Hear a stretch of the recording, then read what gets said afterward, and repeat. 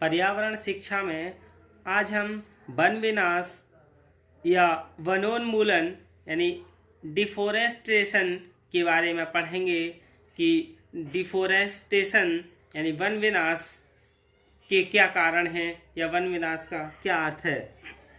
One किसी भी देश की अमूल्य संपत्ति होते हैं जिनसे न केवल वहाँ की जलवायु प्रभावित होती है बल्कि देश के उद्योगों के लिए कच्चा माल और अनेक साधन उपलब्ध होते हैं। इस दृष्टि से भी वनों का संरक्षण जरूरी है, लेकिन समूचे क्षेत्र प्रदेश में तापमान, वर्षा, आर्द्रता और पारिस्थितिकी संतुलन को बनाए रखने की दृष्टि से भी वन बहुत अधिक महत्वपूर्ण है। वन विनाश का मतलब क्या है?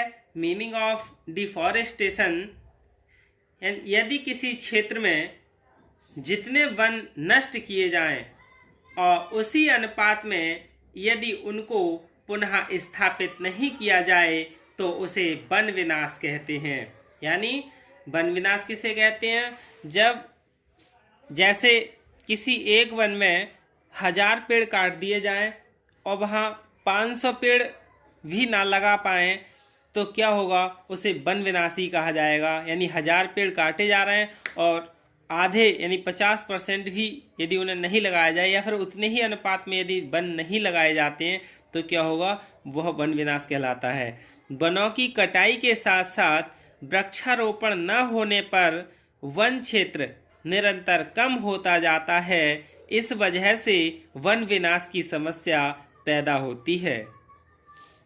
प्रारंभ में जब जनसंख्या कम थी और वनों का विस्तार अधिक था तब इस प्रकार की समस्याएं नहीं थीं, लेकिन जनसंख्या के विस्तार के साथ साथ वनों के विस्तार में भी जब परिवर्तन होने लगा तब इनका क्षेत्रफल घटने लगा एवं पारिस्थितिकी असंतुलन की समस्याएं अधिक उजागर होकर सामने आने लगीं, क्योंकि विभिन्न क्षेत्रों के तापमान, वर्षा के वितरण, वायु, आर्द्रता आदि में प्रत्यक्ष रूप से परिवर्तन देखा गया है। यानी कहीं अधिक वर्षा ही हो रही है तो कहीं अधिक सूखा ही हो रही है। इस तरह के परिवर्तन क्या है? देखे जा रहे हैं। इसका सीधा प्रभाव हमारी आर्थिक गतिविधियों पर पड़ने लगा। जैसे कि पिछले वर्ष जो फसल थी, जिस वक्त फसल निकलने वाली हुई थी उसी वक्त अधिक वर्षा हो गई, जिससे क्या है आर्थिक स्थिति पर प्रभाव पड़ा।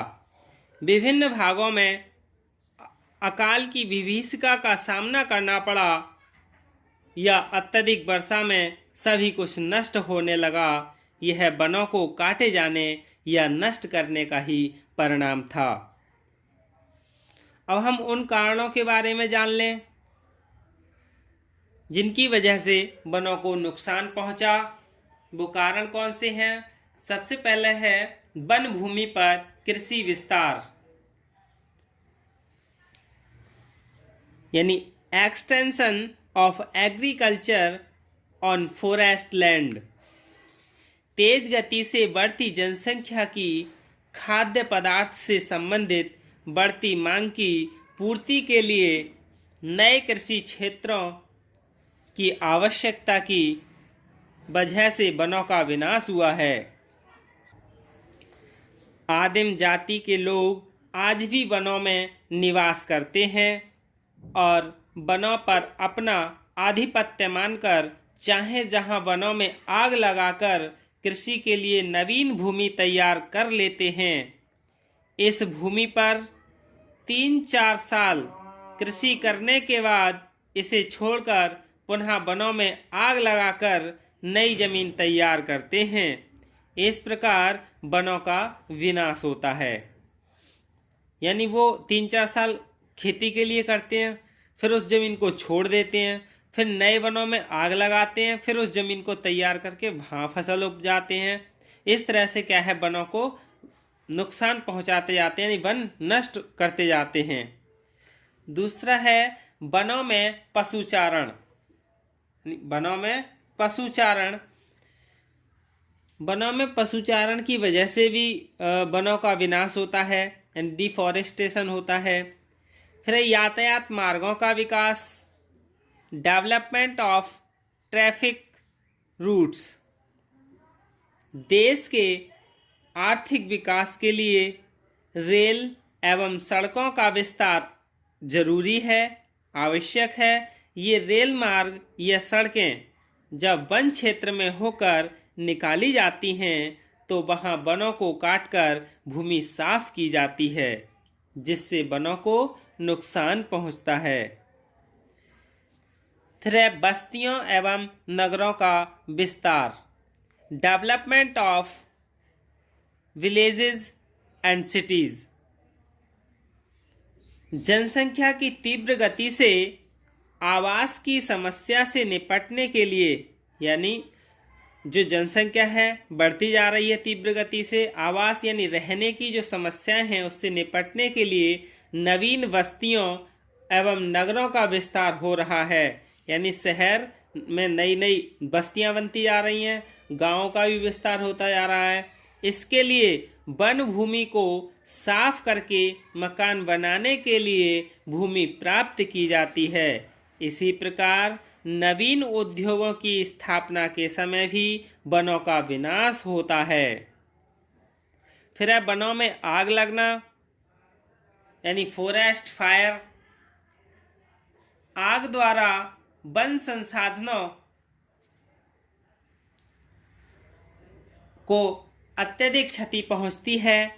मनुष्य की गलती से जलती सिगरेट, बीड़ी, चिंगारी आदि फेंकने से या अन्य किसी भी प्राकृतिक कारण से वनों में आग लग जाती है। इससे वनों को कई प्रकार की क्षति या नुकसान होता है। जो आग केवल भूमि की सतह पर ही जलती रहती है उससे वृक्षों को कोई विशेष क्षति नहीं होती, लेकिन सतह पर पड़ी हुई पत्तियां, घास आदि जल जाते हैं। इससे मिट्टी को प्राप्त होने वाले जैव पदार्थ नष्ट हो जाते हैं। इस कारण वातावरण को नुकसान होता है। वृक्षों को अधिक क्षति शीर्षाग्नि यानी रॉ फायर से पहुंचती है। यह आग पेड़ की पत्तियों तथा डालों को जलाती हुई हवा के सहारे बड़ी तेजी से फैलती है और अगर किसी प्रकार की रोकथाम नहीं हुई तो इससे संपूर्ण वन प्रदेश जल सकता है। ऐसी आग से संपूर्ण जीव समुदाय के जो जीव हैं वो नष्ट होने की संभावना रहती है। वनों में एक अन्य प्रकार की आग लगती है जिसे मृत्तिका अग्नि यानी सोइल फायर कहते हैं। इससे मिट्टी में विद्यमान सभी प्रकार के जैव पदार्थ जल जाते हैं। इस अग्नि से तत्काल तो क्षति पहुंचती ही है, साथ ही भविष्य में दीर्घ काल तक पेड़ पौधों के उत्पन्न होने की संभावना नहीं रह जाती है। इससे मिट्टी की निर्माण की प्रक्रिया भंग हो जाती है, पुनः निर्माण में बहुत समय लगता है। फिर है वनों में यानी अंधाधुंध लकड़ी काटना, इंडिस्क्रिमिनेटली कटिंग। वनों की क्षति का एक महत्वपूर्ण कारण अंधाधुंध लकड़ी काटना भी है। इससे अधिक क्षति उन वनों को होती है जिनमें लकड़ी काटने निकालने पर कोई प्रतिबंध नहीं होता है। जलावन या अन्य कार्यों के लिए कच्चे पक्के सभी प्रकार के वृक्ष काट डालते हैं। इन्हें जंगल से बाहर ले जाने के क्रम में बहुत सारे छोटे पौधे रौंद दिए जाते हैं। कभी कभी बड़े पैमाने पर जंगल नष्ट कर दिए जाते हैं, पर उनमें वृक्षारोपण पर ध्यान नहीं दिया जाता है। कीड़ों, दीमकों तथा बीमारियों का प्रकोप, outbreak of insects and termites. वनों में विभिन्न प्रकार के कीड़े तथा ऐसी दीमक होती है जो वृक्षों को बहुत नुकसान पहुंचाते हैं। इस प्रकार के कीड़े एवं दीमकों को देख पाना मुश्किल होता है। इससे पेड़ पौधों को क्षति पहुंचती है। कई बार वनों में कुछ विशेष प्रकार की बीमारियां भी लग जाती हैं जिससे वे असमय ही सूख जाते हैं। अगर इन बीमारियों को आरंभ में ही ध्यान देकर खत्म कर दिया जाए तो वनों का संरक्षण किया जा सकता है। फिर है लकड़ी कटाई यानी टिम्बर एक्सट्रैक्शन। वन विनाश का सबसे ज़्यादा मुख्य कारण तो यही है कि जिन कारणों की वजह से वनों की कटाई की जाती है, जलावन के लिए, मकान के लिए खिड़की, किवाड़ एवं फर्नीचर बनाने के लिए, कागज बनाने के लिए और जो अन्य व्यापारिक उपयोग हैं उनके लिए लकड़ी की कटाई की जाती है। फिर है खनन यानी माइनिंग। विभिन्न प्रकार के खनिजों के खनन के लिए भी वनों की कटाई की जाती है। जैसे राजस्थान के अरावली पर्वत के क्षेत्र में संगमरमर, ग्रेनाइट, तांबा और अन्य पत्थरों व धातुओं का खनन करने के लिए तेज गति से वनों का विनाश हुआ है। पर्यावरण की दृष्टि से महत्वपूर्ण खनन क्षेत्रों पर भारत के उच्चतम न्यायालय ने खनन पर रोक लगाई है, लेकिन खनन जो भ्रष्ट राजतंत्र है या नेता हैं उनके माध्यम से खनन अब भी होता जा रहा है, यानी इसे नहीं रोक पाया गया है। फिर है बांध और उनका जंगलों एवं वन्य जातियों पर प्रभाव। Dams and their effect on forest and tribal people. नदी घाटी बांध परियोजनाएं एवं जल विद्युत योजनाएं भी वन विनाश की गति को तीव्र करती हैं। इन योजनाओं हेतु बड़े बड़े जंगल काटे जाते हैं। यही कारण है कि इस योजनाओं का विरोध पारिस्थितिकी वैज्ञानिक एवं पर्यावरण संरक्षण प्रेमियों द्वारा किया जाता है। प्रशांत घाटी योजना भी एक इसी प्रकार की योजना है जिसका विरोध किया गया था। केरल के पालाघाट जिले में प्रशांत घाटी नाम का एक क्षेत्र है। यहाँ वनों में शोर मचाने वाले साइकेड कीटों की अनुपस्थिति के कारण इसे प्रशांत घाटी विशेषण यानी नाम दिया गया है। यहाँ के वन संसार में शेष बच रहे उष्णकटिबंधीय वर्षा वाले वनों में से एक है। यह घाटी हमारे देश के पश्चिमी घाटों यानी वेस्टर्न घाट्स में पाए जाने वाले वनस्पति युक्त पादप जात की दृष्टि से सबसे धनी क्षेत्र हैं। इसके अलावा इन क्षेत्रों में तेंदुआ यानी लियोपार्ड, सांभर, मूसक हिरण यानी माउस डियर, वार्किंग हिरण यानी वार्किंग डियर, जंगली कुत्ता, वाइल्ड डॉग, सेही यानी प्रोर्क्यूपाइन, हाथी, ये सभी वन्य प्राणियां तथा अनेक रंग बिरंगे सुंदर पक्षियों के आश्रय स्थल हैं।